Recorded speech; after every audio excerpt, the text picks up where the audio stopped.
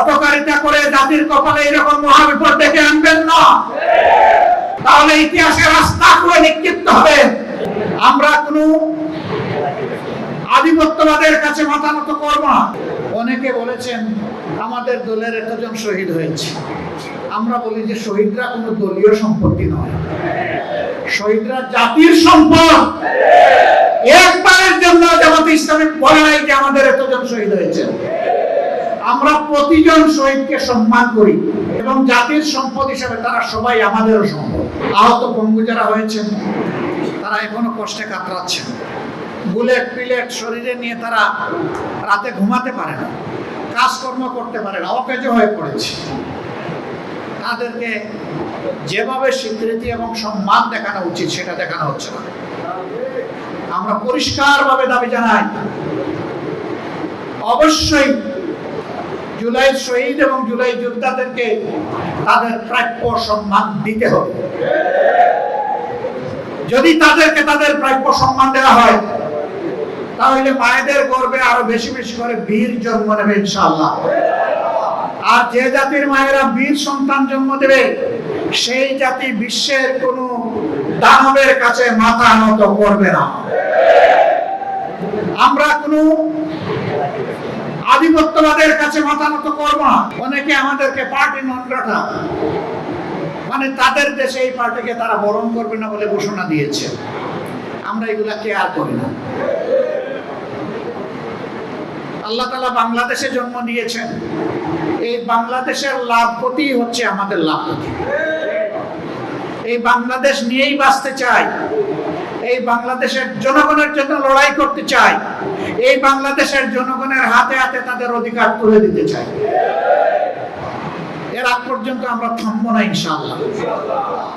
ধানাই বানাই করা হচ্ছে গণভোটের রায় নিয়ে, আমাদের স্পষ্ট কথা, এই রায় মানতে হবে। 70% জনগণ রায় দিয়েছে। যদি গণতন্ত্রে বিশ্বাস করেন এবং নিজেদেরকে গণতন্ত্রের দল এবং সরকার মনে করেন তাহলে 70% মানুষের রায় অবশ্যই মানতে হবে। এই রায় অস্বীকার করার মানে হচ্ছে জনগণকে অপমান করা। জনগণের অপমান আমরা বরদাস্ত করব না। আমরা কথা দিয়েছি লড়ে যাব, ইনশাআল্লাহ আমরা কথা দিয়েছি বিজয়ী হব আল্লাহর সাহায্যে বিইজনিল্লাহ। আল্লাহ সবসময় ন্যায় এবং হকের পক্ষে থাকেন, মজলুমের পক্ষে থাকেন। আমরা আগেও মজলুম ছিলাম, এখনো মজলুম, আপনারা বুঝতে পারছেন। আমাদের বিরুদ্ধে হাজার ষড়যন্ত্র হচ্ছে, মহান আল্লাহ আমাদের জন্য যথেষ্ট। হাসবুনাল্লাহু নি'মাল ওয়াকিল, নি'মাল মাওলা ওয়া নি'মান নাসির। আমরা আল্লাহর উপর চূড়ান্ত ভরসা রাখি, আল্লাহর সাহায্য চাই এবং আল্লাহর জন্য মরতেও চাই, জীবন দিতে চাই। আল্লাহর হুকুমে এই মানবতার জন্য আমরা জীবন দিতে চাই। এই জীবন দেওয়াকে গৌরবের মনে করব যদি মানুষের অধিকারের জন্য লড়াই করে আল্লাহ তাআলা আমাদেরকে কবুল করে। সম্মানিত ভাইরা, আপনারা আজকে চলে যাবেন 8 তারিখ যখন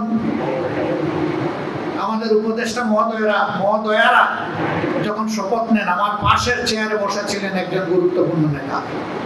তিনি আমাকে জিজ্ঞেস করতেছেন এটা কি দেখলাম। আমি বললাম আপনিই বলেন। তিনি বললেন এইটাই মিরাকল, এইটাই আল্লাহর কুদরত। আমি বললাম যে এখানে আমাদের কারো কি কোনো বড় অবদান আছে? তিনি বললেন না, সমস্ত অবদান আল্লাহ তাআলা। তো সেই তখন বললেন তো এখন এটা ভুলে যাচ্ছেন কেন? এখন সিন্নির বাপ পাটোয়ারা নিয়ে ঝাপটা ঝাপটি করেন কেন? সেই আল্লাহকে ভয় করুন যে আল্লাহ মহাবিপদ থেকে এই জাতিকে রক্ষা করেছেন। হটকারিতা করে জাতির কপালে এরকম মহাবিপদ ডেকে আনবেন না, তাহলে ইতিহাসের রাস্তা করে নিক্ষিপ্ত হবে। পরিশুদ্ধ হন, সৎ পথে চলুন, দুর্নীতিকে কঠোর হস্তে দমন করুন, চাঁদাবাজি নির্মূল করুন। কথা দিচ্ছি আমরা 18 কোটি মানুষ আপনাদেরকে সাহায্য করব।